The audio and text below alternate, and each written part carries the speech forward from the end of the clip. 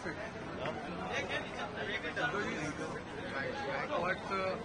आज आज सगळे रेडी आहेत सर.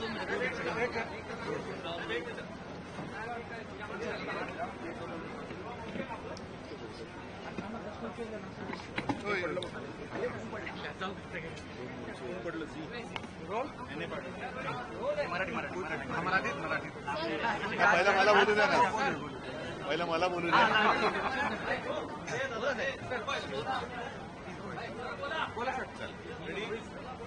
मी आज विधिमंडळात येण्यापूर्वी आझाद मैदानला गेलो होतो आणि आझाद मैदानामध्ये एकतर विना अनुदानित शिक्षक आणि दुसरं म्हणजे गेले अनेक वर्ष आम्हाला घरं द्या ही मागणी करणारे गिरणी कामगार या दोघांची आंदोलनं तिकडे सुरू आहेत. मला एका गोष्टीचं वैषम्य वाटलं. महाराष्ट्राच्या विधिमंडळाचं अधिवेशन इकडे सुरू आहेत, लोकप्रतिनिधी इकडे आलेले आहेत, परंतु लोक ज्या व्यथा त्यांच्या वर्षानुवर्ष मांडतायत ते मात्र आझाद मैदानात तिकडे आंदोलन करतायत. साहजिकच आहे, शिक्षकांना सुद्धा आम्ही वचन दिले की आम्ही तुमच्या लढ्यामध्ये, तुमच्या न्याय हक्काच्या लढाईमध्ये तुमच्या सोबत आहोत. गिरणी कामगारांचा तर प्रश्नच नाही, कारण गिरणी कामगारांचा संप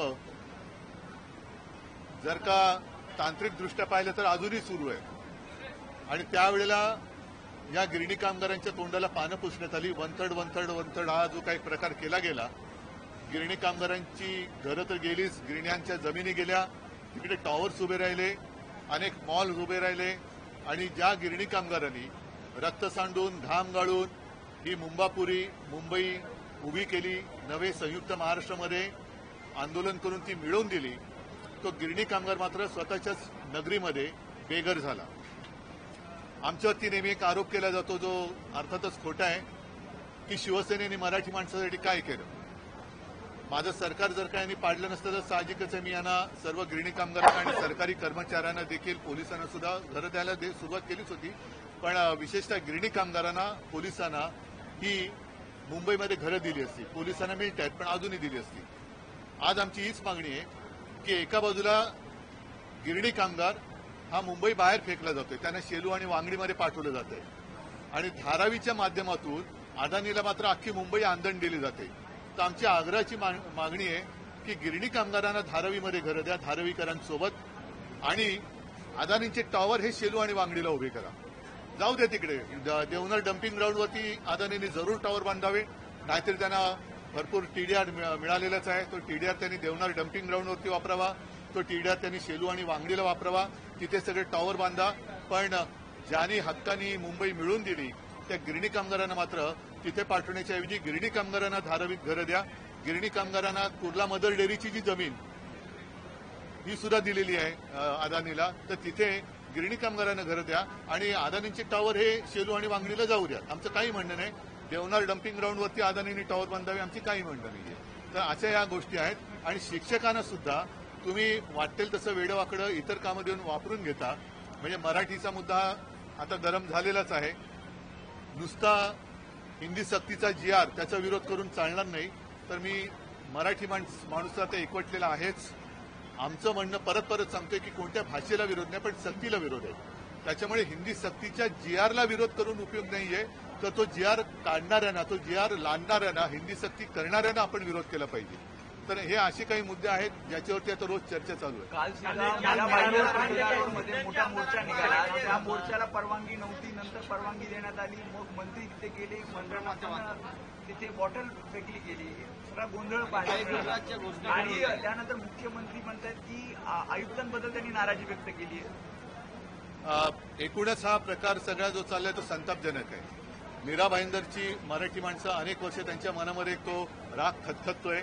अनेक जण मला सांगतात की म्हणजे मध्ये मध्ये जे काही भेटत असतात सभ्यपणाने वागतायत आणि ते मला सांगतात की साहेब सकाळच्या वेळेला ट्रेनमधनं येताना सुद्धा आम्हाला विचित्र दादागिरी सहन करावी लागते. तर या शेवटी असंतोषाचा जर का स्फोट झाला तर त्याला जबाबदार सरकार असेल. नुसतं कमिशनर त्यांच्या माथी खापर फोडून चालणार नाही. मुख्यमंत्री गृहमंत्री आहेत, त्यांची सुद्धा जबाबदारी आहे की त्यांनी सुद्धा सगळीकडे आपल्या राज्यात जसं करोनाच्या वेळेला माझं कर्तव्य मी पार पडलं, सरकारने कर्तव्य पार पडलं, आम्ही कोणताही भेदभाव न करता सगळ्यांची काळजी घेतली. तसं मुख्यमंत्र्याचं काम असतं. एक पालक म्हणून, राज्याचा पालक म्हणून सर्व जनतेची काळजी घ्यायला पाहिजे. कोणतीही भाषिक दादागिरी आमच्यावरती होता कामा नये. सर, मुख्यमंत्री यांनी आज विधान परिषदेच्या शिक्षक आंदोलनावर भाष्य केलं की महाविकास आघाडी यासाठी जबाबदारी आहे. बरं ठीक आहे, पण आता तुम्ही आहात ना, मग तुमचं तुम्ही का नाही देत? तुम्ही द्या ना. प्रत्येक वेळेला एक तर नशीब नेहरू या शिक्षकांच्या प्रकाराला जबाबदार नाहीत बोलले ते, नाही तर ते पण बोलायला कमी करणार नाही की नेहरूंमुळे शिक्षकांना विना अनुदानित राहावं लागलं. तर हे सगळे विनोदाचे सगळे त्यांची हास्यजत्रा पुरे झाली. आज ते बसलेत. गेले 2.5 वर्ष तेच होते, त्याच्या आमच्याही आधी तेच होते, आता सुद्धा तेच आहेत. तर समजा आम्ही नाही करू शकलो, तुम्ही करा. मुळामध्ये गिरणी कामगारांना तर घरं द्या, यांना आता जर का आम्ही नाही केलं तर तुम्ही द्या. गरीब जो कामगार थे उनकी पिटाई का एक वीडियो वायरल हुआ है. मेरे पार्टी का है, मेरे पार्टी का नहीं हो सकता. एसएनसी गटाचा आहे ना तो, त्याचं नाम ही एसएनसी है और क्या उसे उम्मीद कर सकते हैं. लेकिन ये भी मुझे लगता है कि कुछ ना कुछ चल रहा है. मुख्यमंत्री जी को बदनाम करने का कुछ तो साजिश चल रही है. तो मुख्यमंत्री उन्होंने उनकी अँटेना जो है ऑन रखनी चाहिए. आणि मला असं वाटतं की असं जर का कोण वागत असेल तर मुख्यमंत्र्यांनी असं मी ऐकलं की त्यांच्यावरती सक्त कारवाई करण्याचे आदेश दिलेत. करतात की नाही ते थोड्या दिवसात कळेल. नाहीतर मग मी म्हणेन की मुख्यमंत्र्यांचं त्याला पाठबळ आहे की काय. पण गायकवाडाचं म्हणतात ही शिवसेना स्टाईल आहे. ही शिवसेना स्टाईल नाहीये आणि ते मुळामध्ये ते शिवसैनिक नातं नाहीच आहे, ते एसएनसी गटाचे आहेत. माझ्या परवानगीशिवाय युतीबद्दल मी बोलता कामा नये. संभ्रमाचं वातावरण झालं मेळाव्यानंतर या पद्धतीने राज ठाकरे यांनी. चांगलं ना, त्याच्यात काय ते बोलतील ना त्याच्याबद्दल. आपने बोला कि सीएम को बदनाम करने की कोशिश की जा रही है, इसका क्या संदेह, क्या मतलब निकाला जाए? इसका मतलब सीएम को बदनाम करने की कोशिश हो रही है और जानबूझकर ये सारी चीजें चल रही है. एक बड़ी साजिश है, इसके पीछे एक षड्यंत्र मुझे नजर आ रहा है. क्योंकि एसएनसी का तो दावा था कि वो चीफ मिनिस्टर बने, नहीं बनाया गया, तो उनको तो बेरहमी से वो इंतजार कर रहे हैं. अभी संजय गायकवाड़ कह रहे हैं मुझे मार्शल आर्ट आता है, जूडो कराटे सब आते हैं और फिर मारूंगा. तो मुख्यमंत्री को कौन सी आर्ट आती थी देखते हैं.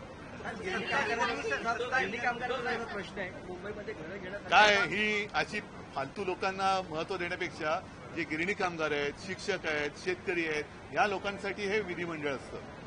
हे असे जर का लोक त्याच्यात यायला लागले आणि अशा पद्धतीने वागायला लागले तर मुख्यमंत्र्यांनी त्यांच्यावरती तातडीने कारवाई केली पाहिजे आणि दाखवून दिलं पाहिजे की आमचा कारभार हा कसा आहे.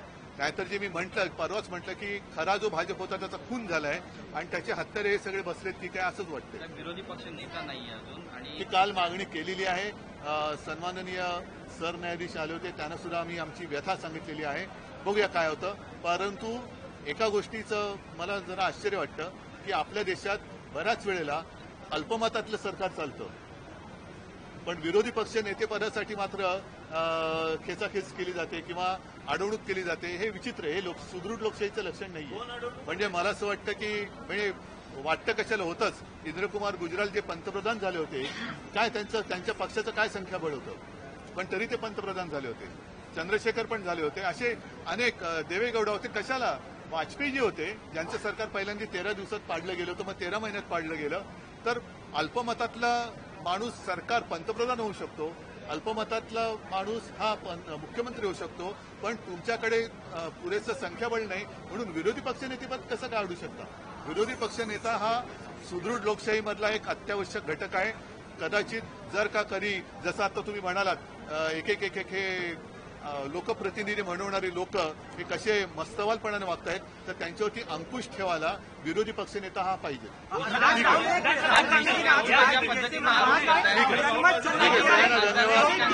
धन्यवाद.